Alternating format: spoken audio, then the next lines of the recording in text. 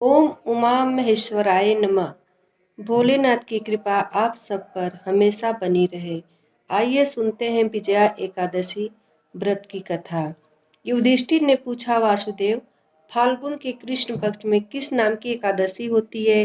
कृपा करके हमें बताइए। भगवान श्री कृष्ण बोले, युधिष्ठिर, एक बार नारद जी ने कमल के आसन पर विराजमान होने वाले ब्रह्मा जी से प्रश्न किया, सुरश्रेष्ठ, फाल्गुन के कृष्ण पक्ष में जो विजया नाम की एकादशी होती है, कृपया उसके पुण्य का वर्णन कीजिए। ब्रह्मा जी ने कहा, नारद सुनो, मैं एक उत्तम कथा सुनाता हूँ जो पापों का अपहरण करने वाली है। यह व्रत बहुत ही प्राचीन, पवित्र और पाप नाशक है। यह विजया नाम की एकादशी राजाओं को विजय प्रदान कराती है, इसमें तनिक भी संदेह नहीं है। पूर्व काल की बात है, भगवान श्री रामचंद्र जी 14 वर्षों के लिए वन में गए और वहां पंचवटी में सीता तथा लक्ष्मण के साथ रहने लगे। वहां रहते समय रावण ने चपलतावश विजयात्मा श्री राम की तपस्विनी पत्नी सीता को हर लिया। उस दुख से श्री राम व्याकुल हो उठे। उस समय सीता की खोज करते हुए वे वन में घूमने लगे। कुछ दूर जाने पर उन्हें जटायु मिले, जिनकी आयु समाप्त हो चुकी थी। इसके बाद उन्होंने वन के भीतर कंबद नामक राक्षस का वध किया। फिर सुग्रीव के साथ उनकी मित्रता हुई। तत्पश्चात श्री राम के लिए वानरों की सेना एकत्रित हुई। हनुमान जी ने लंका के उद्यान में जाकर सीता जी का दर्शन किया और उन्हें श्री राम की चिन्ह स्वरूप मुद्रिका प्रदान की। यह उन्होंने महान पुरुषार्थ का काम किया था।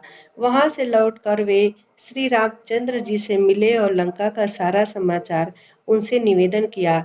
हनुमान जी की बात सुनकर श्री रामचंद्र जी ने सुग्रीव की अनुमति ले लंका को प्रस्थान करने का विचार किया और समुद्र के किनारे पहुंचकर उन्होंने लक्ष्मण से कहा, सुमित्रानंदन, किस पुण्य से इस समुद्र को पार किया जा सकता है?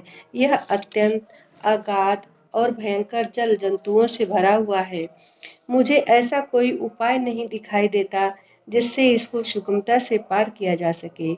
लक्ष्मण बोले, महाराज, आप ही आदिदेव और पुराण पुरुष पुरुषोत्तम हैं। आपसे क्या छिपा है? यहाँ द्वीप के भीतर वकलदालभ्य नामक मुनि रहते हैं।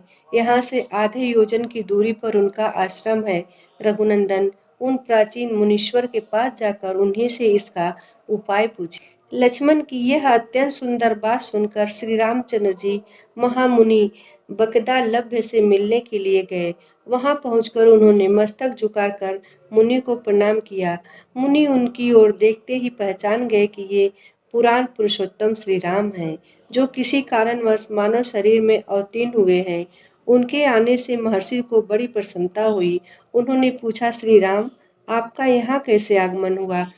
श्री राम बोले, ब्राह्मण, आपकी कृपा से राक्षसों सहित लंका को जीतने के लिए सेना के साथ समुद्र के किनारे आया हूँ। मुने, अब जिस प्रकार समुद्र पार किया जा सके वह उपाय बताइए, मुझ पर कृपा कीजिए। वगदलभ्य ने कहा, श्री राम, फाल्गुन के कृष्ण पक्ष में जो विजया नाम की एकादशी होती है, उसका व्रत करने से आपकी विजय होगी। निश्चय ही आप विजयी होंगे। अपनी वानर सेना के साथ समुद्र को पार कर लेंगे। राजन, अब इस व्रत की फलदायक विधि सुनिए। दशमी का दिन आने पर एक कलश स्थापित करें। वह सोने, चांदी, तांबे अथवा मिट्टी का भी हो सकता है। उस कलश को जल से भरकर उसमें पल्लव डाल दें। उसके ऊपर भगवान नारायण की सुवर्णमय विग्रह की स्थापना करें। फिर एकादशी के दिन प्रातः काल स्नान करें। कलश को पुनः स्थिरता पूर्वक स्थापित करें। माला, चंदन, सुपारी तथा नारियल आदि के द्वारा विशेष रूप से उसका पूजन करें। कलश के ऊपर सप्त धान्य और जौ रखें। गंध, धूप, दीप और भांति भांति के नैवेद्य से पूजन करें। कलश के सामने बैठकर वह सारा दिन उत्तम कथा वार्ता आदि के द्वारा व्यतीत करें तथा रात में भी वहां जागरण करें। अखंड व्रत की सिद्धि के लिए घी का दीपक जलाएं। फिर द्वादशी के दिन सूर्योदय होने पर उस कलश को किसी जलाशय के समीप, नदी, झरने या पोखरे के तट पर ले जाकर स्थापित करें और उसकी विधिवत पूजा करके देव प्रतिमा सहित उस कलश को वेद वेत्ता ब्राह्मण के लिए दान कर दें। महाराज, कलश के साथ ही और भी बड़े बड़े दान देने चाहिए।